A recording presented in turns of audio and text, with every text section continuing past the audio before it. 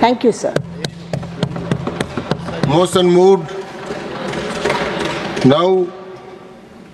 I now call upon the members whose name have been received for participation in the discussion.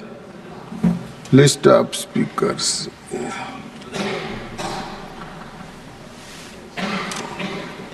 Dr. Radha Mohan Das Agrawal.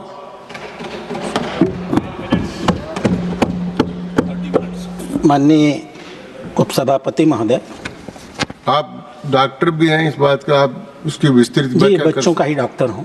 जी, इसीलिए कहा ना मैंने कि आप इसकी विस्तृत व्याख्या कर सकते हैं। ये मेरा दुर्भाग्य था कि मैं पहले से नहीं जानता था कि इतना महत्वपूर्ण विधेयक आ रहा है। अचानक हमारे नेता ने कहा कि इस विषय पर बोलना है। मैं आभारी हूँ फौजिया खान जी का।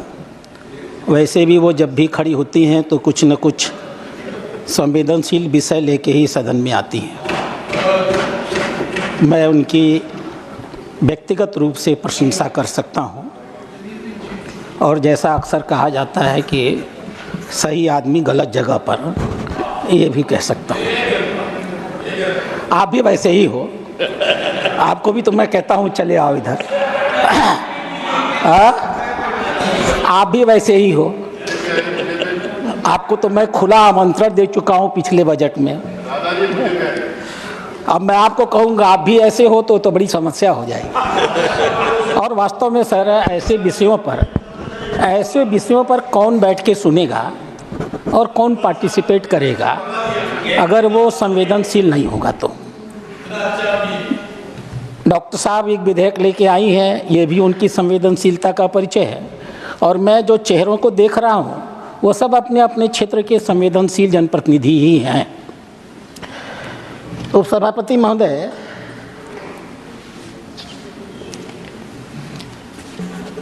मैं गोरखपुर में विधायक था, अपने ऊपर घटी हुई एक घटना बता रहा हूँ। एक विद्यालय में एक छोटे से बमुश्किल 3 या 4 साल का बच्चा, जॉन साहब सुनिएगा, 3, 4 या 5 साल का बच्चा होगा, प्ले स्कूल था, उससे थोड़ा सा बड़ा। उसके साथ विद्यालय परिसर में अनाचार हुआ।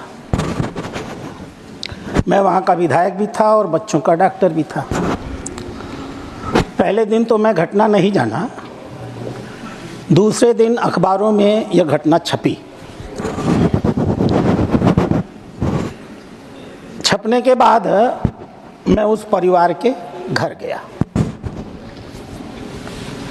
घर जाके मैंने उनके परिवार से मनोज जी मुलाकात की। माँ बाप दोनों जवान, पहला बच्चा था उनका, और वो रो रहे थे। उनके बच्चे के साथ जो हुआ वो तो अलग हुआ था। उन्होंने अपने बच्चे को अधिकार दिलाने का प्रयास किया, उसके अधिकार की लड़ाई लड़ने का प्रयास किया। उसके प्रतिफल में उनके अपने समाज ने जो उनके साथ किया वो एकदम अलग था। पूरा विद्यालय प्रशासन, पूरा समाज पूरी ताकत से उस परिवार के ऊपर लूटा पड़ा था। अब जो होना था हो गया। छोटा बच्चा है, इसको क्या पता क्या हुआ है इसके साथ, ये तो भूल जाएगा। कोर्ट कचहरी मत करो। मैं उनके घर चला गया। मेरे घर से 1 किलोमीटर 1.5 किलोमीटर वो रहते थे। मैंने कहा कि आपकी क्या इच्छा है, लड़ना चाहते हैं या ख़त्म करना चाहते हैं? माँ बाप ने कहा डॉक्टर साहब हम लड़ना चाहते हैं, हमारी मदद करिए। मैंने एसएसपी के ऊपर दबाव बनाया। मैंने कहा किसी भी हालत में इस मसले पर एफआईआर लिख ही ली जानी चाहिए। एफआईआर लिख ली गई। मैं ये भी नहीं बताऊंगा उसका धर्म क्या था, मजहब क्या था, विद्यालय का नाम क्या था और ये भी नहीं बताऊंगा कि उस प्रदेश में सरकार किस पार्टी की थी। मैं इस मुद्दे का राजनीतिकरण, मजहबीकरण, धार्मिकरण नहीं करूंगा, क्योंकि ये एक सामान्य घटना है और हर जगह होती है। 2-3 दिनों तक उसके समाज का दबाव पुलिस के ऊपर पड़ता रहा, लखनऊ से भी फ़ोन आते रहे और यह हुआ कि मामले को दबा दिया जाए। वो माँ बाप रोज़ मेरे घर आते थे, अपनी पीड़ा बताते थे कि ऐसे ये कहा जा रहा है, ऐसे ये कहा जा रहा है मुकदमा वापस ले लो, कहा जा रहा है किसके पास चले गए, वो तो घोषित है, अब जिस मामले में पड़ जाता है पीछे नहीं हटता। अध्यक्ष महोदय, फिर चूंकि मैं डॉक्टर था, उसको पर्सनली मैं उसको एक ऑफिशियल क्लिनिक में ले गया। एक प्राइवेट डॉक्टर ऐसे केसेस में मेडिकल एग्जामिनेशन नहीं कर सकता है। मैं उसको एक सरकारी सिस्टम में ले गया पर्सनली, और सरकारी डॉक्टर से मैंने कहा कि ज़रा इसका स्त्री अंग देखो, क्या सचमुच इसके साथ कुछ हुआ है। उन्होंने स्वयं भी देखा और मुझे भी दिखाया। स्पष्ट रूप से खून का धब्बा दिख रहा था। मैंने एसएसपी को फ़ोन किया और कहा कि सर, कब तक ये कितना जघन्य अपराध जो हुआ, आपके जैसा जघन्य और नीच आदमी कौन होगा। इतने बड़े अपराध को माँ बाप अगर लड़ना चाहते हैं तो आप उनके लिए खड़े नहीं हो रहे, राजनीतिक दबाव के कारण। उन्होंने कहा, डॉक्टर साहब, आपने क्रिमिनल प्रोसीजर कोर्ट में हस्तक्षेप किया है, आपको उस बच्चे का एग्जैक्टली बता रहा हूँ, आपको उस बच्चे का मेडिकल जांच कराने का अधिकार नहीं है। अच्छा हुआ जो आप एक सरकारी अस्पताल में कराए हैं। आप अगर पेशे से डॉक्टर थे और स्वयं अपने घर पे कर लिए होते तो अब तक मैंने आपको एफआईआर आपके खिलाफ कर दिया होता। और उसके बाद उपसभापति महोदय, दबाव बढ़ता गया। 5-6 दिन बाद उसके माता पिता मेरे घर आए, रोने लगे और रोकर उन्होंने कहा कि डॉक्टर साहब, हम आपसे क्षमा मांगते हैं, अब हमारे ऊपर जितना दबाव पड़ रहा है हम इस कार्यवाही को आगे नहीं ले जा सकते। और उन्होंने लिख करके एसएसपी को दे दिया कि कृपया इस संदर्भ में, क्रिमिनल कोर्ट है, प्रोसीजर चला हो गया, मेरा इंटरेस्ट खत्म हो गया। मैं क्यों कह रहा हूँ, इतना महत्वपूर्ण विषय फौजिया जी लाई हैं, लेकिन हम अगर सोचते हैं कि इसका समाधान सिर्फ कानून से हो जाएगा तो यह असंभव है। इस अपराध पर रोक सिर्फ पुलिस कर लेगी, देश की न्याय व्यवस्था कर लेगी, कोर्टें सजा दे देंगी और अपराध पर डर के मारे नियंत्रण हो जाएगा। ऐसा सोचना इस पूरे मुद्दे का बहुत अल्पीकरण करना है। आप जितने भी देशों के आंकड़े निकालिएगा, ये कोई भारत में होने वाला अकेला अपराध नहीं है, पूरी दुनिया में ये अपराध होते हैं। कुछ देशों में अधिक केसेस सामने आते हैं, कुछ देशों में सोशल टैब्यूज के नाते, आर्थिक पिछड़ेपन के नाते, शैक्षणिक पिछड़ेपन के नाते, डर के नाते, दुनिया क्या कहेगी और बच्चे के भविष्य पर इसका क्या प्रभाव पड़ेगा, ये सारे मुद्दे ऐसे होते हैं जो इन केसेस को अंदर ही अंदर परिवार घुट के रह जाता है, लेकिन आगे नहीं बढ़ा पाता। चाइल्ड सेक्सुअल एब्यूज जितना घर के अंदर होता है, जितना परिवार और नात रिश्तेदार के अंदर होता है, हमारे दोस्तों के साथ, दोस्तों के हमारे बहुत नज़दीकी संबंध से होता है, गांव के परिवेश में होता है, उतना बाहर नहीं होता। अब ये सारे सेक्सुअल अब्यूज़ आप चाहे पॉक्सो बना लीजिए 12 में, चाहे 19 में उसको दूसरा स्वरूप दे दीजिए।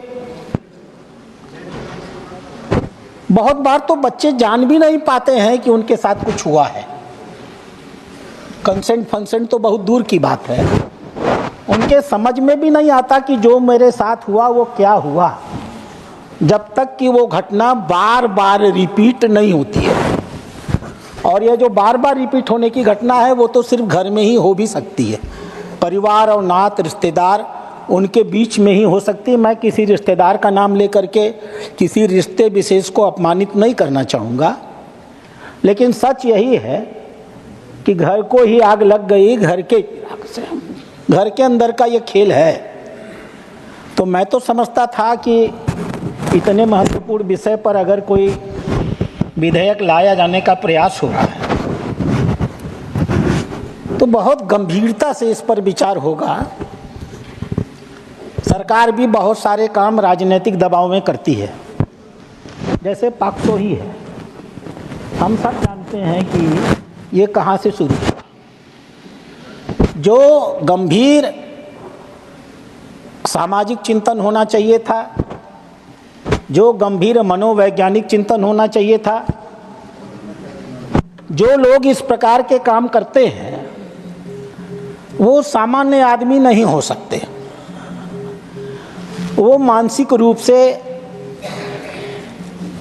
इनाल प्रोबेबिलिटी अधिकांशतः, तात्कालिक गर्मी चढ़ गई, कोई अपराध कर दिया तो बात दूसरी है, अन्यथा अधिकांशतः मानसिक रूप से वो डिरेल होते हैं। अब सवाल यह है कि हमारे देश में मानसिक स्वास्थ्य के जांच की कोई व्यवस्था नहीं। जान साहब, बड़ी संख्या में, थोड़ा सा आपको अचकचा लगेगा, इस देश की सबसे बड़ी संख्या इस देश के प्रभुत्व वर्ग में बैठे हुए लोगों का मानसिक रोग है,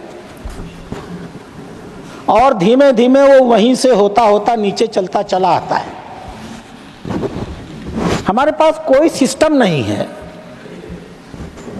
कि हम पढ़ा तो देते हैं, एमए करा देते हैं, बीए करा देते हैं, एमएससी करा देते हैं, बीएससी करा देते हैं। कभी हमने किसी छात्र का साइको एनालिसिस कराने की चेष्टा किया? कोई सिस्टम नहीं। हम नौकरियों के लिए इंटरव्यूज कर लेते हैं, परीक्षाएं ले लेते हैं, इंटरव्यूज कर लेते हैं, इंटरव्यूज में परीक्षा संबंधित बातें कर लेते हैं। कभी हमने शिक्षक को रखते समय यह जानने की कोशिश की कि यह शिक्षक मानसिक रूप से कितना परिपक्व और कितना अस्थायी है या नहीं है? कतई प्रयास नहीं करते। जब तक, थोड़ी मेरी हिंदी है आपको मोहम्मद साहब, okay, thank you, thank you sir, या मैं आपको बता रहा हूं उपसभापति महोदय, हमें अपने संपूर्ण व्यवस्था में दुनिया भर के बीमारियों का हम इलाज करते हैं, जांच करते हैं। मनुष्य के व्यक्तित्व का मूल्यांकन इस पूरी की पूरी शिक्षा पद्धति में, इस पूरी की पूरी सर्विस सिस्टम में, चाहे वो प्राइवेट सर्विस हो चाहे वो गवर्नमेंट सर्विस हो, कहीं उसके मूल्यांकन का कोई प्रक्रिया है ही नहीं। हम किसी कुर्सी पर बैठे हैं, रिजल्ट दे रहे हैं तो हम अच्छे हैं। हम किसी चीज को गलत समझ रहे हैं, इसलिए कुर्सी की मांग के अनुरूप वो रिजल्ट पूरा नहीं कर रहे हैं तो हम बुरे हैं। आज के इस युग में हर आदमी धीमे धीमे मानसिक रूप से असामान्य होता चला जा रहा है। मैं राज्यसभा की चर्चा नहीं कर सकता, नहीं तो कोई प्रिविलेज मोशन दे देगा मुझको। सच यह है कि यहाँ की भी जांच हो जानी चाहिए। मैं बहुत गंभीरता से कह रहा हूँ, हंसी और मजाक में रहने लायक नहीं कह रहा हूँ।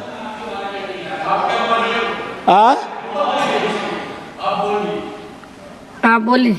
सभापति महोदय, उपसभापति महोदय, अब एक बच्चे को अगर हमने एक सीमा से अधिक पुचकार दिया, वो भी पॉस्को है। हमने उसके नग्न हिस्से को खोल के देख लिया, वो भी पॉस्को है। हमने अपना नग्न हिस्सा उसको दिखा दिया, वो भी पास्को है। अब प्रश्न ये है कि अगर इतने छोटे छोटे अपराध हुए हैं, ये सिद्ध कैसे होगा? इसका एविडेंस कहाँ मिलेगा? मैं जिस केस में एविडेंस पाया, उस बच्ची के स्त्री अंग में खून का धब्बा, वहाँ तो मैं कुछ करवा ही नहीं पाया। जहाँ कोई एविडेंस नहीं है, मॉडलिंग के नाम पर, एग्जीबिशनिज्म के नाम पर, डिमॉन्स्ट्रेशन ऑफ मेल और फीमेल ऑर्गन्स के नाम पर, वहाँ हम किस प्रकार की कार्रवाई करने वाले हैं? कौन सा प्राविधान कर देंगे जिसमें एक बच्चा कहेगा कि नहीं, इसने मेरे अंग को छुआ था? क्या हम हर घर में सीसीटीवी लगा देंगे? हर बच्चे के बेडरूम में सीसीटीवी लग जाएगी, स्कूल के हर कमरे में सीसीटीवी लग जाएगा। खांची भर के तो स्कूल हमने कबाड़ की तरह खोले हुए हैं, जिसको देखो वही 3 कमरे में स्कूल खोल के खड़ा हो जाता है, की पढ़ाई करा लेता है। ये किसी एक प्रांत और किसी, मैं आपसे आग्रह करूंगा, किसी एक सत्ता विशेष से जोड़ने की जरूरत नहीं है। बच्चा अपने रिश्तेदार के यहाँ जाएगा, वहाँ हो जाएगा, वहाँ सीसीटीवी लेके जाएंगे। बच्चे को आप हॉस्टल में रखेंगे, वहाँ हो जाएगा, वहाँ सीसीटीवी लेके जाएंगे।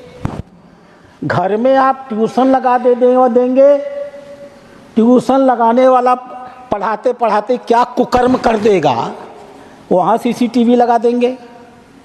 कार्य क्षेत्र में जहाँ कहीं ऐसा कोई अनाचरण हो जाएगा, कहाँ कहाँ लगा देंगे। इसीलिए कानून के माध्यम से अध्यक्ष सभापति महोदय, आंकड़े तो बहुत साफ हैं। मैडम की चिंता इसलिए भी ज़्यादा होगी क्योंकि ये आंकड़े देश में सबसे खराब महाराष्ट्र में हैं। मैं इसको मानता हूँ। कोई भी चिंता जब पैदा होती है तो स्थानीय परिस्थितियों की उपज होती है। जो आंकड़े हम लोगों के पास मैं देख पाया हूँ, 1 लाख बच्चों में 22,172 बच्चों के साथ, अब कल्पना करिए ये कितना परसेंटेज है। 1 लाख बच्चों में, ये सब डाटा है, आप कहेंगे तो मैं जमा कर दूंगा। 1 लाख बच्चों में 22,172 बच्चों के साथ 2020 में इस प्रकार की विभिन्न घटनाएं भारत में रिपोर्ट की गई। इसको फिर से ध्यान करिएगा, मैं कह रहा हूं भारत में रिपोर्ट की गई। यानी जैसे बर्फ़ हम पानी में डाल देते हैं, उसका ऊपर वाला टिप दिखता है, नीचे शेष हिस्सा पानी में होता है। ये रिपोर्टें टिप ऑफ द आइसबर्ग हैं। जो हमें रिपोर्ट दिख रही है 1 लाख में 22,000, 20%, और ये 20% भी टिप ऑफ द आइसबर्ग है। यानी अगर हम गहराई में जाएंगे, ऐसा कोई बच्चा ही नहीं बचेगा जिसके साथ इस प्रकार के अनाचार न हो रहे हो। वो जान न सके बात दूसरी है, वो कह न सके बात दूसरी है, वो कह दे माता पिता समाज के डर से उसे छिपा दें इसलिए बात दूसरी है, परिवार के किसी आदमी ने किया है तो कहे किससे, यह बात दूसरी हो सकती है। हाँ, मैं आ रहा हूँ, उस पर भी आ रहा हूँ। मैं इसीलिए कह रहा हूँ इस बात को। इसके बाद वर्ल्ड पॉपुलेशन डाटा ने एक स्टडी किया, 2005 से लेकर 2003 के बीच में भारत की बच्चियों को 42% सेक्सुअल अब्यूज का डाटा मिला। भारत सरकार ने स्वयं इसकी जांच कराई, तो जांच कराने पर कुल मिलाकर के 53%, 53% चाइल्ड अब्यूज का डाटा मिला। हाई कोर्ट ने ऑब्जर्व किया कि 1704 जो रेप के केसेस हुए, उसमें 215 सिर्फ बच्चों के साथ हुए। और हर साल का आंकड़ा अगर हम जोड़ते चले जाएं तो हमें आश्चर्य होगा जान करके, ये आंकड़ा हर साल बढ़ने वाला आंकड़ा है। 2022 में 2021 के मुकाबले 21 में 36,381 केसेस हुए और 2022 में ये बढ़ करके 38,911 केसेस हो गए। और ऐसा नहीं है कि सरकार ने कुछ किया नहीं, और मैं ये भी नहीं कहूँगा कि ऐसा नहीं है कि भाजपा सरकार ने कुछ किया नहीं है। मैं उसका यह राजनीतिकरण भी नहीं करूँगा। 2012 में जब पहली बार पास्को आया था तो पूरा देश जानता है कि किसकी सरकार थी यहाँ पर। 2012 में पहली बार पास्को आया था तो इन्हीं लोगों की सरकार थी, इन्होंने भी कानून लाने का काम किया है। लेकिन जो बात मैं कह रहा था कि कानून से अगर चीज़ें नियंत्रित हो जाती तो वास्तव में ये कुछ और स्थिति बनी होती। जो सबसे बड़ी समस्या है सभापति महोदय, हमें लगता है कि उनके साथ एक सेक्स हो गया, उनको पता नहीं, बाल मन बड़ा कमज़ोर होता है। बहुत जो चर्चा कर रही थी फौजिया दी, बाल मन बहुत कमज़ोर होता है और उसके दिल और दिमाग में एक बार कुछ चीज़ें घर कर जाएं तो वो निकलती नहीं है। हम लोग के पास बहुत से ऐसे मरीज आते हैं सभापति महोदय जो दांत चबाते हैं, बाल नोचते हैं, दांत किटकिटाते हैं, रात में पेशाब करते हैं, अकेले में डरते हैं, बुरे बुरे सपने आते हैं, माँ के सिवाय किसी के साथ रहना नहीं चाहते। माननीय सदस्य प्लीज कंक्लूड करें। जी प्लीज कंक्लूड करें। मैं आपसे आग्रह करूंगा मैडम, इतना महत्वपूर्ण विषय है। जी मैं समझती हूँ, लेकिन पार्टी ने मुझसे कहा है कि इस विषय को ठीक से रखिए, तो इसलिए मुझे समय दीजिए, अन्यथा मैं तो निर्देश मानने वाला व्यक्ति हूँ। आप जिस समय कहेंगे मैं उस समय रुक जाऊंगा। तो अध्यक्ष महोदय, जो सबसे बड़ी समस्या होती है वो उन बच्चों के ऊपर, ये जो आज के आपको मानसिक रूप से विकृत दिखते हैं ना, इनमें से भी अधिकांश अपने बचपन में मानसिक रूप से इस प्रकार के अपराधों के शिकार हो चुके होते हैं। उनके मन में भी ये बैठा रहता है कि किसी ने मेरे साथ ऐसा किया था, और उनके अंतर्मन की ये भावना जब वो बड़े होते हैं तो उन्हीं चीज़ों का वो बदला लेने के लिए उत्सुक होने लगते हैं। करीब करीब हमारे यहाँ एक बड़ी कॉमन बीमारी होती है पोस्ट ट्रॉमेटिक स्ट्रेस डिसऑर्डर। किसी का एक्सीडेंट हो जाए, मेंटली डिस्टर्ब हो जाता है। सामान्य भाषा में मैं उसको बच्चों की भाषा में बता रहा हूँ। इस प्रकार के अपराध के शिकार बच्चे जो घबराते रहते हैं, डरते रहते हैं, स्कूलों में पढ़ना छोड़ देते हैं, विद्यालयों में जवाब देना छोड़ देते हैं, एक जगह गुमसुम बैठे रह जाते हैं, कभी आंख से आंख नहीं मिलाते हैं, टीचर कोई काम करके नहीं लाते हैं, पहले से उनका स्कोर घट जाता है, उनकी राइटिंग पहले से और अधिक खराब हो जाती है। यह सारे जो साइकोलॉजिकल मैनिफेस्टेशंस होते हैं, ये वास्तव में कहीं ना कहीं इन्हीं अपराधों के गर्भ से पैदा हुए होते हैं। जो हम लोग के देखने में इधर मानसिक रोग बढ़े हैं, पोस्ट ट्रॉमेटिक स्ट्रेस डिसऑर्डर हो, छोटे छोटे बच्चों में 11-11, 15-15 साल के बच्चे आज भीषण डिप्रेशन के शिकार होते हैं, आत्महत्या कर लेते हैं। बहुत से बच्चों के ऊपर कंडक्ट, व्यवहार का डिसऑर्डर बहुत जिद्दी हो गया, बहुत छिनैल हो गया, बात बात पर सामान पटक देता है, सड़क पर ज़मीन पर लेट जाता है, किसी की नहीं सुनता है, घर में कोई आता है तो जानबूझ के घर के लोगों के सामने बदतमीजी करता है, स्कूल में मारपीट करता है। इस प्रकार की बीमारियाँ, या पढ़ने लिखने में मन नहीं लगता है, अक्षरों को समझता नहीं है, गणित नहीं समझ पाता है, जिसको हम लोग कहते हैं अटेंशन डेफिसिट डिसऑर्डर। ये सारी चीज़ें उपसभापति महोदय अगर रची बसी हैं तो इसी के इर्द गिर्द बसी हैं। इसलिए मैं आभार करूंगा माननीय फौजिया जी का। यह एक बहुत महत्वपूर्ण विषय है। मैं इसके लीगल पक्ष पर आऊंगा क्योंकि लीगली हमने बहुत काम किया है और हमें बताना भी चाहिए। मैंने पहले बता दिया कि 2012 में पास्को आप लोग लेके आए थे रमेश साहब, तो आपने भी कंट्रीब्यूट किया है इस अपराध के नियंत्रण में, मैं इसको मना तो नहीं कर सकता। लेकिन हमारी सरकार ने भी 2015 में जब वन स्टॉप सेंटर बनाया था, आज देश में करीब करीब 850-900 वन स्टॉप सेंटर चल रहे हैं, जहां आप चले जाएं तो आपकी मेडिकल भी जांच होगी, आपकी साइको एनालिसिस भी होगी, आपका एक्सरे भी होगा, आपको दवा भी मिलेगी, पुलिस भी वहीं आएगी, इन्वेस्टिगेशन अफसर भी वहीं आएगा। सब कुछ एक छत के नीचे। आज के दिन आप अगर घर में नहीं रहना चाहते हैं, कहीं और रहना चाहते हैं, कोई शेल्टर चाहते हैं, कहीं रेफ़र होना चाहते हैं, आज भारत सरकार ने 2015 में 1 अप्रैल में जो वन स्टॉप सेंटर की प्रक्रिया शुरू की थी, तकरीबन 900 केंद्र ऐसे पूरे देश में बने होंगे।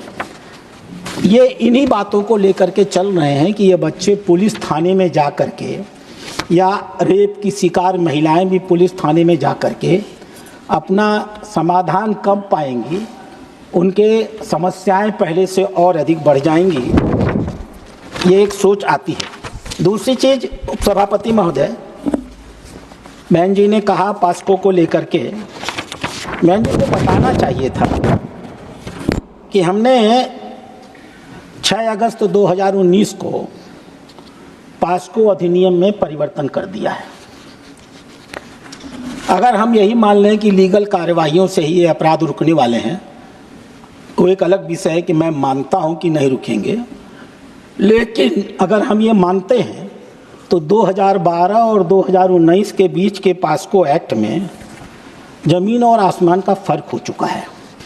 सज़ाएं बदली जा चुकी हैं, सज़ाएं कड़ी हो चुकी हैं, सज़ा देने के समय निर्धारित किए जा चुके हैं। जैसे यदि कोई पेनिट्रेटिव सेक्सुअल असॉल्ट करेगा 16 साल के बच्चे से नीचे का, तो उसको कम से कम 20 साल की सज़ा, या संभव हो तो पूरे जीवन की आजीवन कारावास की सज़ा, उसके स्वाभाविक जीवन के ख़त्म होने तक की सज़ा, और फाइन इसलिए कि जिसके साथ ये अन्याय हुआ है उसका मेडिकल और साइकोलॉजिकल रिहेबिलिटेशन किया जा सके। इसके आगे फिर यदि कोई बहुत एग्रीवेटेड पेनिट्रेटेड, जैसे वो कांड हुआ था दिल्ली में, यदि कोई बहुत एग्रीवेटेड पेनिट्रेटिव सेक्सुअल असॉल्ट करेगा तो उसको 20 साल तक सामान्य इम्प्रिजनमेंट की जगह पर रिगरस इम्प्रिजनमेंट दिया जाएगा। बाकी नेचुरल फाइन इत्यादि तो रहेगा ही रहेगा। यदि कोई किसी बच्चे को या किसी को परसुएट करता है, लालच देता है, प्रलोभन देता है, डराता है, इस उद्देश्य से कि तुम यह सुई लगवा लो जिससे कि वो सेक्सुअल ऑफेंस और आसानी से कंडक्ट किया जा सके, उसके लिए और भी पहले से अधिक स्ट्रिंजेंट कार्रवाई की गई। चाइल्ड पोर्नोग्राफी ऑनलाइन, ये जो महाराष्ट्र में केस मिले हैं मैडम, उनमें 50% ऑनलाइन अपराध के मिले हैं। और हमारी सरकार ने ऑनलाइन अपराधों को जोड़ते हुए सोशल मीडिया पर जो ढेर सारी चीज़ें आजकल दिखाई जा रही हैं, उनको जोड़ते हुए सोशल मीडिया और पोर्नोग्राफी इत्यादि को लेकर भी बहुत कड़े कड़े प्राविधान किए हैं 6 अगस्त को। और 6 अगस्त को प्राविधान किया है और 16 अगस्त 1919 को नोटिफाई कर दिया है। इसके अतिरिक्त अभी 2022 में हमारी सरकार ने, माननीय सभापति महोदय आपके संज्ञान में, जो मेरी संज्ञान में है, माननीय मंत्री जी उठेंगी तो बहुत कुछ बताएंगे। माननीय न्यायालयों के आदेश रहे हैं, जुवेनाइल जस्टिस एक्ट के अंतर्गत हर जिले में एक जुवेनाइल पुलिस यूनिट होनी चाहिए। मैंने केरल में देखी है अपने जो साहब, जब मैं पिछली बार उपचुनाव के प्रचार में गया था तो एक हॉस्पिटल में मैंने केरल में मैं थाने में घुस गया, तो थाने के बगल में एक बच्चों का कमरा अलग से बना हुआ था। वहाँ अलग से एक महिला पोस्टेड थी, एक सब इंस्पेक्टर पोस्टेड था, और बच्चों के खेलने उलने की सब सामग्री वहाँ रखी थी। मैं जो कि प्रत्यक्षदर्शी हूँ तो मुझे स्वीकार भी करना चाहिए इसमें।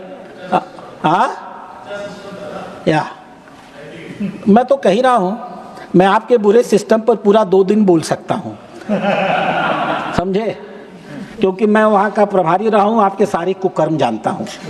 लेकिन फिलहाल जो अच्छा है उसको तो मुझे बोलना होगा। जब मैं अच्छा बोलूँगा तभी मुझे बुरा बोलने का अधिकार भी रहेगा। बस, अरे आप मेरे इतने प्रिय हैं, सबको पता है कि सारी जमाई एक और जोरू का भाई एक और, तो स्वाभाविक रूप से हम आपकी प्रशंसा करेंगे, आप हमारी प्रशंसा करेंगे। तो हर जिले में जुवेनाइल पुलिस यूनिट लगाई जाए, एक डिप्टी एसपी स्तर का अधिकारी रखा जाए, साथ में हर थाने में एक चाइल्ड वेलफेयर पुलिस ऑफिसर की नियुक्ति हो, और हर जिले में 2 सोशल वर्कर्स अटैच किए जाएं इस पुलिस थाने में। यह प्राविधान भी हमारी सरकार ने 17 अक्टूबर 2022 को किया है। उपसभापति महोदय, ये सब कहने के बाद भी मैं पुनः इस बात पर आता हूँ और फौजिया खान जी से कहता हूँ, बहुत गंभीर समस्या है, गहन विचार की ज़रूरत है।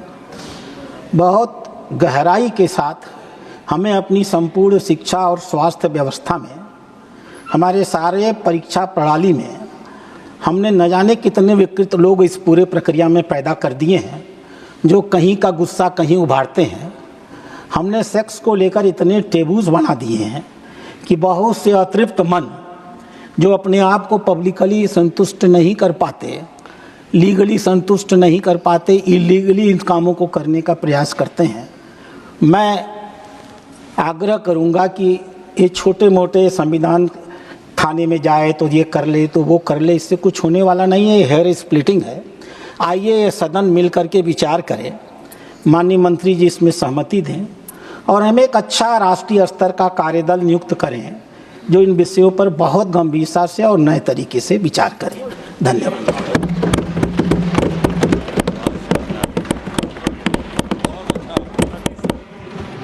धन्यवाद राधा मोहन अग्रवाल जी।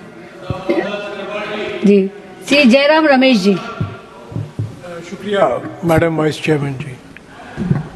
19 दिसंबर 2019 को इसी सदन में इसी विषय पर चर्चा हुई थी और तब के चेयरमैन वेंकैया नायडू जी ने एक सांसदों की एक समिति बिठाई थी जिसमें 15 या 16 सांसद शामिल थे और उनको कहा गया कि आप इस विषय पर जो social media, child pornography, sexual abuse है, ऑनलाइन सेक्सुअल अब्यूज़, इस पर आप विचार कीजिए, इसका अध्ययन कीजिए, विश्लेषण कीजिए और मुझे एक रिपोर्ट सौंपिए।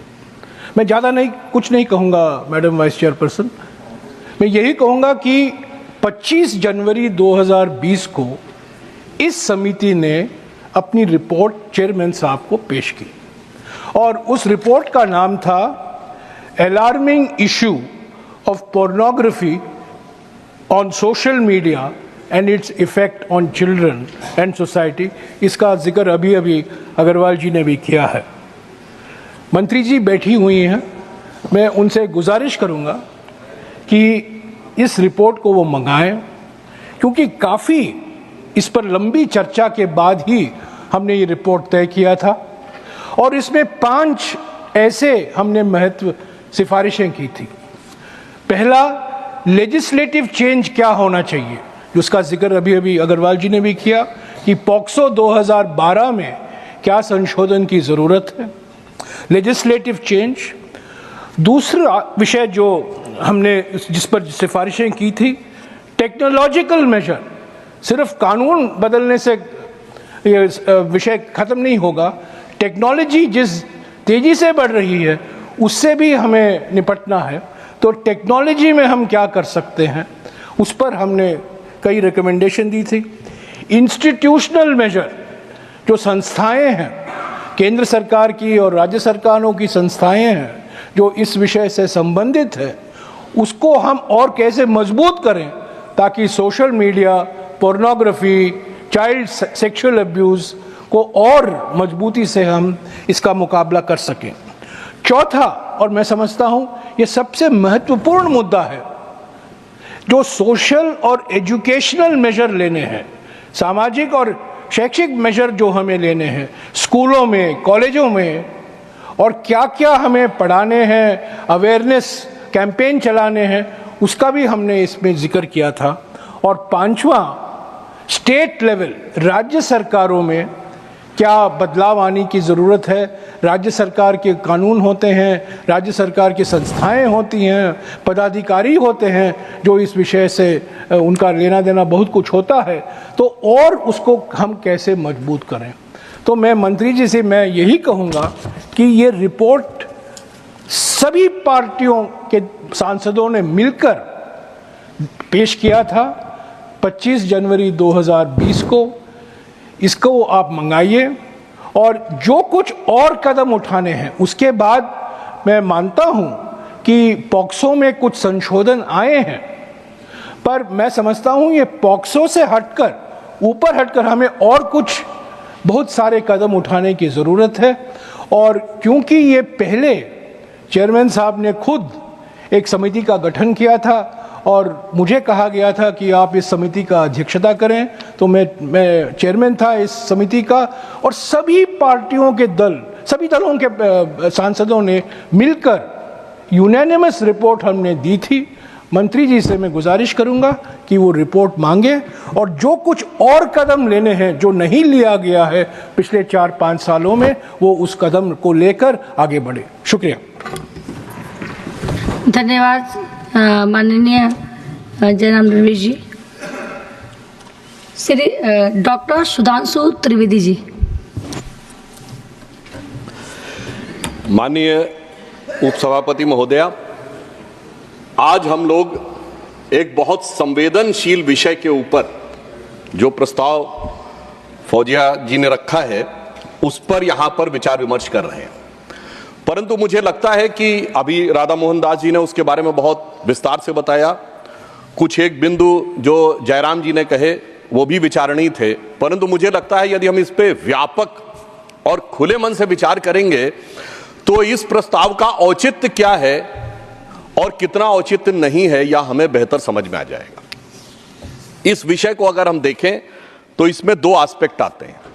एक है टेक्निकल और लीगल एस्पेक्ट, और दूसरा है जिसमें हम कहते हैं मॉरल एंड कॉन्सेप्चुअल एस्पेक्ट। यानी एक प्रश्न है कि किस प्रकार से हम इस प्रवृत्ति को रोक सकते हैं, उसके लिए वैधानिकता का आयाम, यानी कैसे रूल्स, रेगुलेशंस और टाइट और स्पेसिफिक बनाए जा सकते हैं। परंतु उसी के साथ साथ जैसा भी जयराम रमेश जी ने कहा कि ये केवल और केवल लीगल एस्पेक्ट पे नहीं हो सकता, इसके साथ एक मानसिकता का आयाम भी है। तो मैं यहां पर आपके माध्यम से सदन के समक्ष पहले इसके वैधानिकता के आयाम को लेकर प्रधानमंत्री श्री नरेंद्र मोदी जी की सरकार ने किस संवेदनशीलता के साथ और किस सतर्कता के साथ इस विषय को उठाया है उस पर ध्यान आकर्षित करना चाहूंगा, और उसके बाद हम दूसरे विषय के बारे में बात करेंगे। मैं सबसे पहले यह बताना चाहता हूं कि जो अल्पवयस्क हैं, जो चाइल्ड हैं, उनके बारे में किसी भी प्रकार का अपराध न संभव हो सके, इसके लिए हमारी सरकार ने कई बड़े वैधानिक फैसले लिए हैं, जिसमें एक बहुत क्रूशियल है juvenile justice care and protection children act 2016, फिर उसके बाद क्रिमिनल लॉ अमेंडमेंट एक्ट 2018, उसके बाद protection of children from sexual offences amendment bill 2019। और ये सारे कानून प्रभावी ढंग से लागू हो सकें, इसके लिए भी जो फंक्शनल अरेंजमेंट करने थे, यानी व्यवहारिक व्यवस्थाएं करनी थी, वह भी सरकार ने किया है। जैसे मैं उदाहरण के लिए बताना चाहता हूं, 29 अगस्त 2024 को एक शी बॉक्स लॉन्च किया गया है। This is an IT platform streamline the process of addressing the complaints of sexual harassment and also of the sexual harassment of the women at the working place.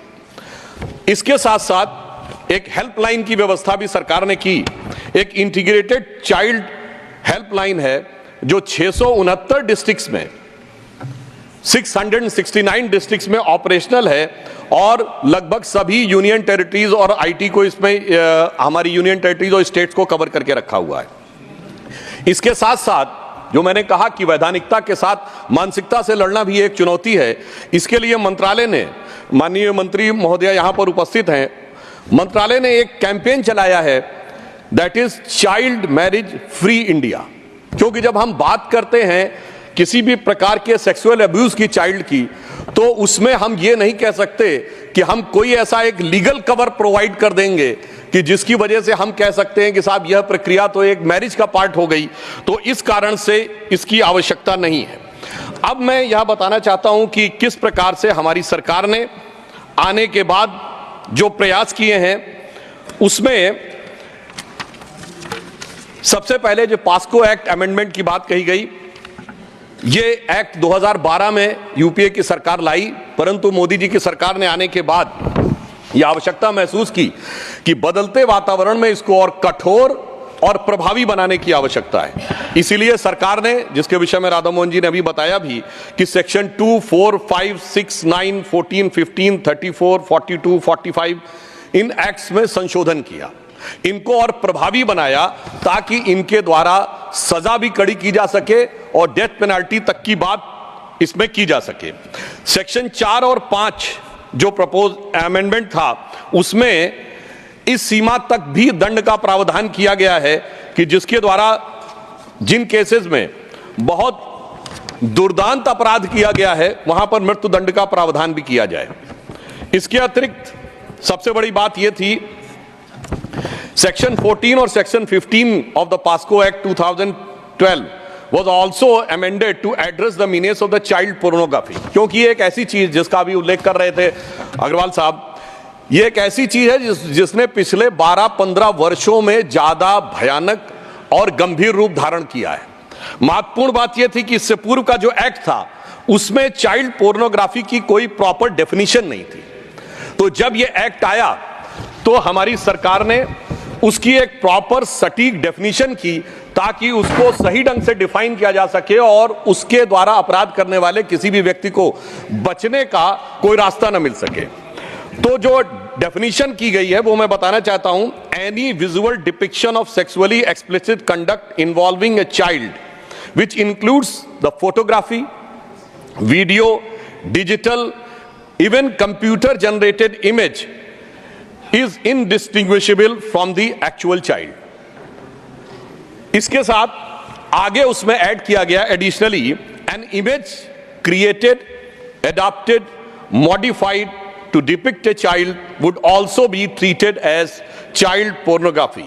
ये जो act में ये प्रावधान किया गया है सभापति महोदय, ये और भी प्रभावी बनाने के लिए था, क्योंकि आज हम आर्टिफिशियल इंटेलिजेंस के दौर में आ रहे हैं और बहुत सी ऐसी चीजें हैं कि किसी का भी चेहरा लगाकर किसी भी प्रकार की एक दूसरा किसी के बारे में एक छवि खराब करने और उसे मानसिक रूप से प्रताड़ित करने की व्यवस्था की जा सकती है। तो उसके लिए भी और इसमें आगे व्यवस्था ये की गई, this would also include the cartoons, animated pictures and others. अर्थात ये एक प्रभावी और व्यापक परिभाषा चाइल्ड पोर्नोग्राफी की इसमें करने का यह प्रयास किया गया ताकि आने वाले समय में किसी भी प्रकार की कोई भी कानूनी लूपहोल का फायदा व्यक्ति ना उठा सके। परंतु मैं यहां कहना चाहूंगा सर, जब हम कानूनी दृष्टि से एक दौर में इसको मजबूत करने का प्रयास कर रहे हैं तो कहीं कहीं पर हमें बिल्कुल ईमानदारी से विचार करना होगा कि हम कहीं कानूनी कवर देकर तो कोई प्रयास नहीं कर रहे हैं उन चीजों को छुपाने का।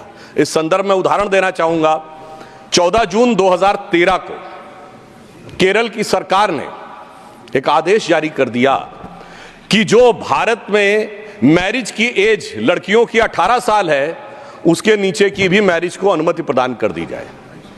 मैं विनम्रता से पूछना चाहता हूं कि क्या इस प्रकार के आदेश को पारित करना क्या चाइल्ड के सेक्सुअल अब्यूज को कानूनी जामा पहनाना है या नहीं? फिर भारी विरोध हुआ महोदय। उस समय यूडीएफ की सरकार थी, वर्तमान एलडीएफ की सरकार नहीं थी, मगर भारी विरोध हुआ। तो फिर 27 जून 2014 को उन्होंने अमेंडमेंट किया। और क्या अमेंडमेंट किया, मैं सभापति महोदय ध्यान में रखा, वो कहते हैं ये 28 जून 2014 से पहले के जो विवाह हैं उनको करेगा, आगे नहीं लागू होगा। मैं यहां कहना चाहूंगा ईमानदारी से इस पे विचार करिए।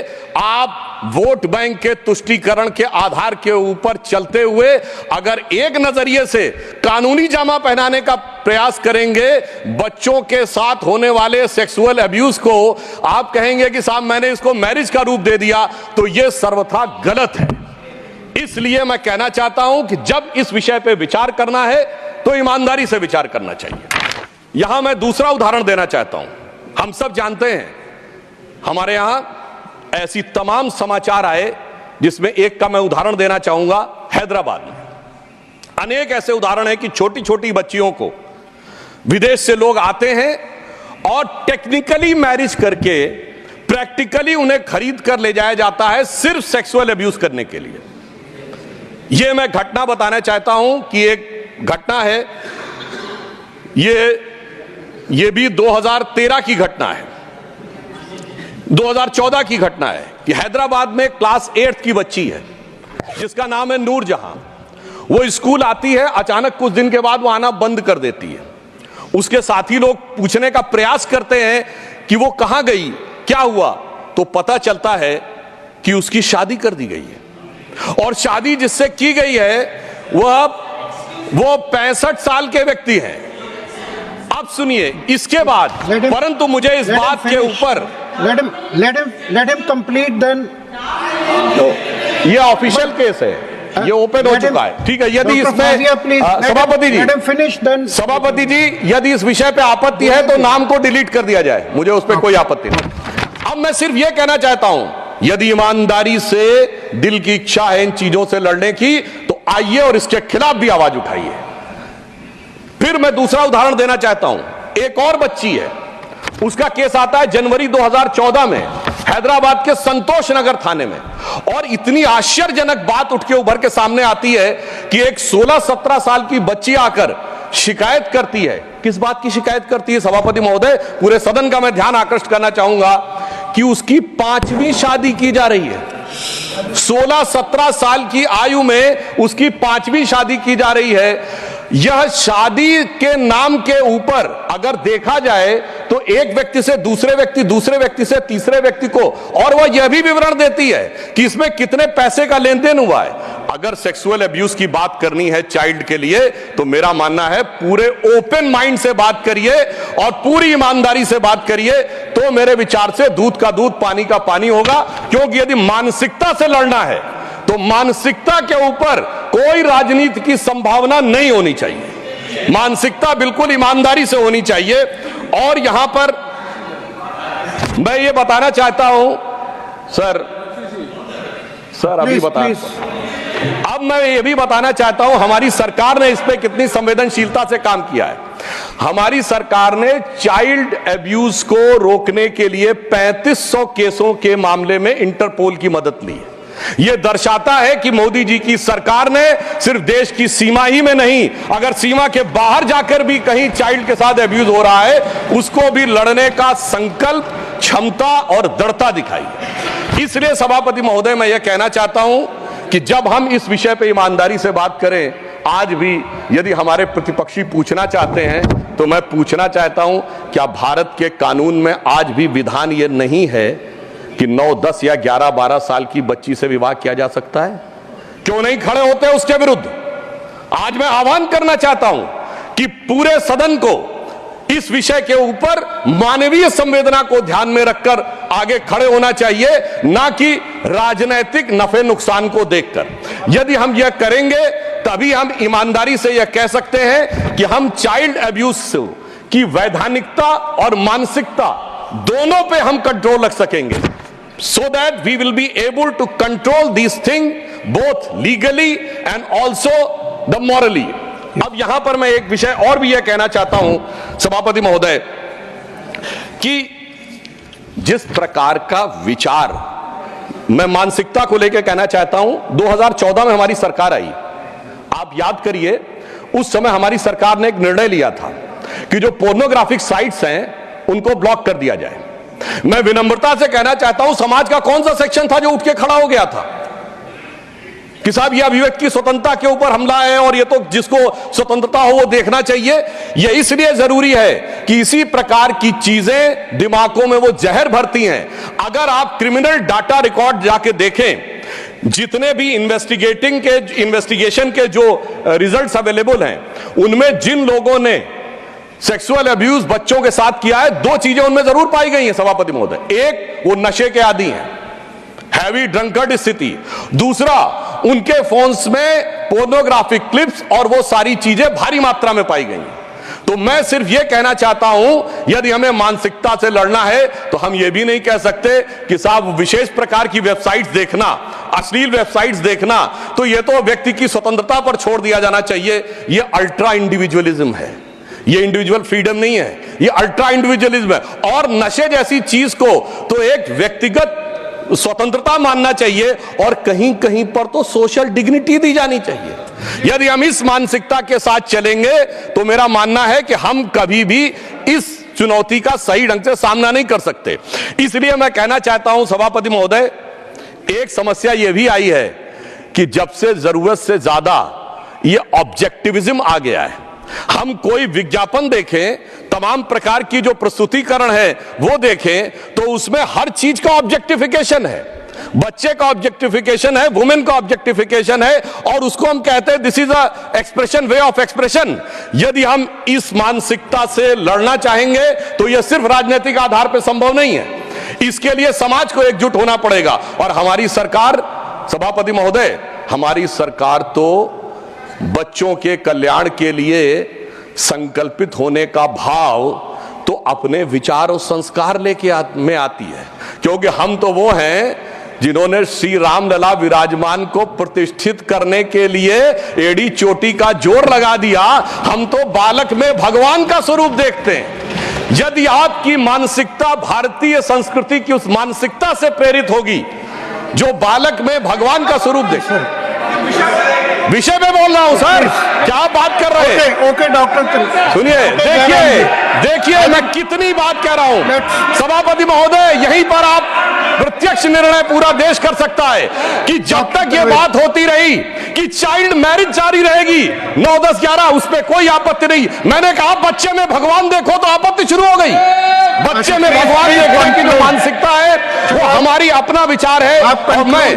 और सिर्फ मैं कंक्लूड कर रहा हूं सभापति जी, हम सिर्फ बच्चे में भगवान नहीं देखते सभापति महोदय, हम तो सारा ब्रह्मांड बच्चे में देखते हैं। चाहे हमारे यहाँ एक नहीं अनेक उदाहरण है कि भगवान कृष्ण भी जब बाल कृष्ण थे तो उनके मुंह में ब्रह्मांड दिखा था, और भगवान राम जब बालक राम थे तो याद करिए जो हम ये भजन गाते हैं ना, भय प्रकट कपाला, उसमें क्या लाइन है? ब्रह्मांड निकाया। अब देखिए इनको समस्या क्या हुई, वो उस लाइन से एक्सप्लेन कर रहा हूं। ब्रह्मांड निकाया निर्मित माया, रोम रोम प्रतिवेद कहे, सो मम उर्वासी जग उपहासी, सुनत धीर मत थिर न रहे। इसका अर्थ जानते क्या है?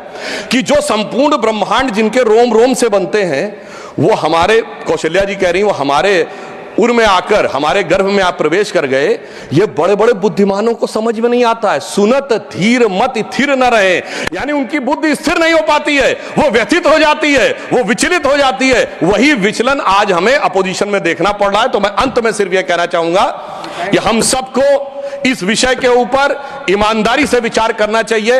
वैधानिक पक्षों पे मोदी जी की सरकार ने जितने सुदृढ़ कदम उठाए हैं और आगे भी उठाने के लिए कृत संकल्पित है, इसके लिए कोई एडिशनल और चेंज करने की वैधानिक आवश्यकता अभी इस समय मुझे नजर नहीं आती है।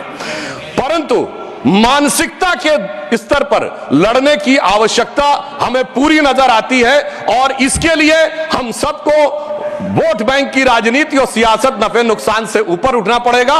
तब हम देखेंगे भारत एक नया स्वरूप ले रहा है। तो भारत के वो बच्चे जिनके लिए प्रधानमंत्री जी ने अमृत काल की बात कही है, तो यही बच्चे हैं जो इस अमृत काल के समय में जब वो अंत हो रहा होगा, हम लोग तो बुजुर्ग हो गए होंगे, तब वो महत्वपूर्ण स्थितियों में जाकर देश का नेतृत्व कर रहे होंगे। यही देश का भविष्य है। तो मैं सिर्फ यह पंक्ति कहकर बात समाप्त करता हूं कि इन बच्चों के भविष्य के निर्माण के लिए मोदी जी की सरकार कृत संकल्पित है, और हमारे सामने एक गौरवशाली अतीत हमें प्रेरणा दे रहा है। वर्तमान में हम सही मानसिकता पे चले तो गौरवशाली था भूत, यानी भूतकाल, पास्ट, गौरवशाली था भूत, भविष्यत भी महान है अगर संभालें आप उसे जो वर्तमान है। धन्यवाद। धन्यवाद doctor Sudhanshu Trivedi ji. I think protection of children from sexual offences आपने कई मुद्दे उठाए। 669 डिस्ट्रिक्ट्स की हेल्पलाइन आपने बात की, चाइल्ड मैरिज फ्री इंडिया बनाने की बात की, ये घिनौने अपराध। आई थिंक डॉक्टर फौजिया खां का ठीक था। आई थिंक सदन सहमत होगा कि हम वो नाम रिकॉर्ड से निकाल देते हैं जो पर्टिकुलर नाम है। तो अब next speaker is Sanjeev Arora ji for 5 minutes। Thank you, Vice Chairman ji, for giving me time to speak on this important issue, which is important for whole of the nation. First of all, Dr. Fazia Khan, Dr. Radha Mohan, Shri Jairam Ramesh, Siddhanshu ji, they were all right in their own might and what they spoke, but one thing was common with all the speakers, that they agree lot has been done and more needs to be done to protect the children from this heinous crime. Sir, I rise today to speak in support of the private member bill by Honorable MP Fauzia Khan, Protection of Children from Sexual Offences, Amendment Bill 2024, a crucial step forward in ensuring the safety, justice and protection of children from sexual abuse. While the POCSO Act has been a landmark law involving challenges over the years highlighted by various stakeholders, indicate the need for reforms, which this amendment bill seeks to address. Our children are vulnerable, and our duty is to ensure that we are always ahead in protecting them. Now, I had a lengthy speech prepared, but most of the issues have been taken care of. So, in brief, the key provisions and their importance, like ensuring timely production of victim, which is very important before they get diluted, before other people force upon them that not to go there. Clarity on duty on report cases, which is like who all are responsible, strengthening the role of CWC, introducing of robust compensation framework, all this will help. मैं ये नहीं कहता कि जो पहले law आया था वो बढ़िया नहीं था, जो अब इन्होंने अमेंडमेंट की वो भी अच्छी है, और अगर हो जाए तो बेटर ही होगा। अब देखिए, ट्रैफिक लाइट पे जब तक 50 रुपये फाइन था कोई नहीं रुकता था, जब 5000 रुपये फाइन होता है 10,000 2 मीटर पहले रुक जाते हैं। So more the laws are stricter, people tend to be scared. But one important point is mandatory training and awareness. I request through this speech, anybody who is listening, parents need to be friends. There shouldn't be any strict, they shouldn't be strict with their children. Every parent, every elderly brother, sister, they have right to be friends with the children. And it should be their duty. Because if they are friends, the children will let them know what happened with them. If they are strict, they won't, they will be afraid to tell the truth. Sir, the amendment to section 43 in this amendment mandates regular training for heads and institutionals and staff to ensure they are equipped to recognize signs of abuse and act swiftly.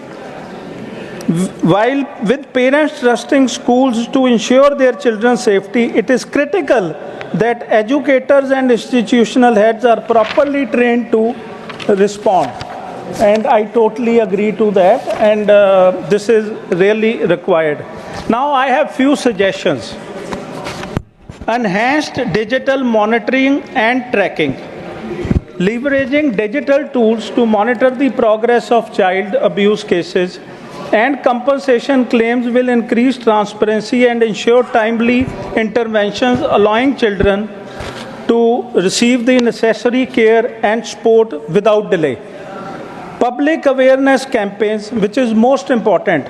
National campaigns to educate children, parents, and educators about child rights and reporting mechanisms will empower communities to act when abuse is suspected. Strengthening institutional accountability. Schools must face strong penalties for failing to report cases of abuse. One is cases of abuse, one should be suspected cases of abuse. All should be reported immediately. Faster judicial process for child sexual abuse cases. Stronger collaboration with NGOs. Collaborating with child protection NGOs will enhance the effectiveness of the bill's provisions. Criminalization of unauthorized disclosure of identity of victims and their families. In case of heinous crimes, disclosing the identity of the victims or their families without their consent not only violates their dignity but also subjects them to social stigma. Sir, why are these amendments essential? I have a. Please conclude. I'm sorry, I request for Okay, ji, another please 2 conclude. minutes. Addressing legal ambiguities, the bill clears confusion around reporting obligations and compensation mechanisms, providing greater clarity and better enforcement of POCSO. Victim-centric approach. The bill prioritizes the immediate need of victims, ensuring that financial support is provided without delay and that the child safety is the top priority. Strengthening institutional accountability by criminalizing the failure to report abuse, the bill ensures that institutions take their responsibility to protect children seriously. नहीं एक है I think, please conclude. I am concluding, sir. Enhanced implementation. Clear guidelines to police, courts, and legal authorities ensure that the bill's provisions are implemented efficiently and effectively, reducing delays and improving the outcomes of children victims. Honorable Vice Chairman, sir, children are our future and their safety must be our priority. The bill ensures that schools and other institutions fulfill their protective role. By passing this bill, we will ensure that our legal system is more responsive of the needs of child victims, enabling swift action and justice. I urge all members to support the bill and reaffirm our commitment to safety, dignity, and rights of our children. Thank you, Vice Chairman. Thank you. Indeed, I think children are indeed our future and we should be concerned about their safety. Shri Sanjay Yadav ji. Sanjay Yadav ji.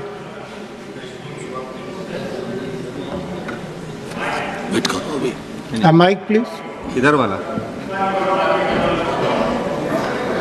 Shri Sanjay Yadav ji. Sir, इस mic is महत्वपूर्ण on. विधेयक लाने के लिए मैं doctor Fauzia Khan जी का धन्यवाद देता हूं। साथ ही जी, जयराम रमेश जी, सुधांशु जी, संजीव अरोड़ा जी, सभी ने अपनी इस संवेदनशील मुद्दे पे महत्वपूर्ण बातें रखी। सर, इसमें मैं ज़्यादा कुछ नहीं, अपने 1-2 सुझाव जो पहले आ चुके हैं उनके अतिरिक्त अपनी बात रखना चाहूँगा। चूँकि इस जो एग्जिस्टिंग एक्ट है हमारा पॉक्सो एक्ट 2012, इसमें हमें कुछ रिविजिट करने की आवश्यकता है, कुछ इसमें सुधार की आवश्यकताएं हैं, कुछ खामियां हैं। जैसा कि पहले चर्चा हुई बाल पोर्नोग्राफी की, मौजूदा एक्ट में सर बाल पोर्नोग्राफी को ठीक ढंग से परिभाषित नहीं किया गया है। इसको लेकर बच्चों के यौन शोषण एवं उत्पीड़न के आरोपी को सिद्ध करने और सज़ा देने में काफ़ी कठिनाई हो रही है अभी जो एग्जिस्टिंग एक्ट है, तो इसमें सुधार की गुंजाइश है। दूसरा, limited scope of online offences. मौजूदा एक्ट में जो ऑनलाइन अपराध हो रहे हैं उसमें काफ़ी उसकी व्याख्या की कमी है। ऑनलाइन अपराध आज की वास्तविकता है और इससे बच्चे भी अछूत नहीं हैं। चैटिंग, सोशल मीडिया एवं अन्य वेबसाइटों के माध्यम से अपराधी बच्चों को निशाना बनाते हैं और उनके साथ अपराध करते हैं। हाल ही में देखा गया कि किस प्रकार एक पाकिस्तानी ग्रूमिंग गैंग है जिन्होंने संगठित रूप से हजारों ब्रिटिश बच्चों को किस प्रकार उनका यौन उत्पीड़न किया। इसकी शुरुआत बहुत से बच्चों को सोशल मीडिया साइट एवं चैटिंग के माध्यम से उनको निशाना बनाते हुए उनको अपने साथ जोड़ा, फिर बाद में उनका बलात्कार किया गया और संगठित रूप से उनको ब्लैकमेल किया गया। कि 1997 से लेकर 2014 तक पाकिस्तानी मूल के जो लोग ब्रिटेन में रह रहे थे उन्होंने 1400 श्वेत लड़कियों के साथ बलात्कार किया। हमें इस बात का भी ध्यान देना चाहिए कि क्यों ऑस्ट्रेलिया ने 16 साल की कम आयु के बच्चों के लिए अपने देश में सोशल मीडिया के इस्तेमाल पर पूरी तरह से प्रतिबंध लगा दिया है। अतः ये ज़रूरी है कि पॉक्सो एक्ट 2012 में बच्चों के साथ ऑनलाइन होने वाले विभिन्न प्रकार के उत्पीड़न की व्याख्या की जाए और उनसे बच्चों की सुरक्षा के उपाय की जाए। साथ ही साथ इस एक्ट में, पॉक्सो एक्ट 2012 में पीड़ित के लिए न्याय प्रक्रिया एवं उसके बाद के पुनर्वास, उनके आगे की शिक्षा, मानसिक स्वास्थ्य और समाज में समावेश के उपाय के लिए उपयुक्त दिशा निर्देश और क्षतिपूर्ति कॉम्पनसेशन के विस्तृत उपायों का उल्लेख नहीं किया गया है। केवल दोषियों को सजा दिलवाना ही कानून का उद्देश्य नहीं होना चाहिए, बल्कि पीड़ितों को पुनः समाज में पूर्ण रूप से सहसम्मान सक्षमता से वापस लाना भी कानून का उद्देश्य होना चाहिए। और अधिकांश देखने में आया है कि पॉक्सो एक्ट जो यौन उत्पीड़न होता है बच्चों को, अधिकांश उनमें कमज़ोर वर्गों के बच्चे होते हैं। उन्हीं में कमज़ोर वर्गों के जो बच्चे हैं उनमें सबसे ज़्यादा अपराध, हिंसा और यौन उत्पीड़न के शिकार होते हैं।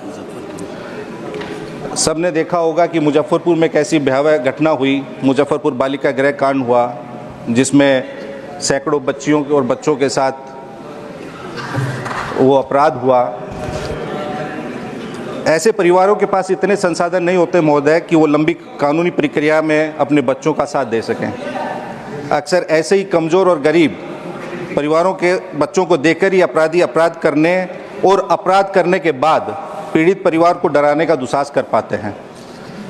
ऐसे कमज़ोर वर्गों के परिवारों के लिए कानूनी प्रक्रिया के दौरान आर्थिक मदद अति आवश्यक है तथा न्याय मिलने के बाद भी अपराध की पुनरावृत्ति ना हो, इसके लिए उनके पुनर्वास, शिक्षा, सामाजिक सुरक्षा इत्यादि को कानून बनाकर आर्थिक सुनिश्चित करना चाहिए। तो सर आपके माध्यम से मैं माननीय मंत्री महोदय यही हैं, उनसे ये कहना चाहूँगा कि निर्भया कांड के बाद देश में एक सकारात्मक पहल हुई सरकार की तरफ से, लेकिन इसमें खाली सरकार ही नहीं, हमें समाज को भी संवेदनशील करने की आवश्यकता है, व्यापक जागरूकता प्रोग्राम चलाने की आवश्यकता है। Members, the time allotted for the private members legislation is now coming to an end. Further discussion on the bill shall subsequently be resumed on the next allotted day. और आई थिंक ऐसे मुद्दों पे हमें unanimously discussion करना चाहिए, cutting across the party line. Now we will take up the special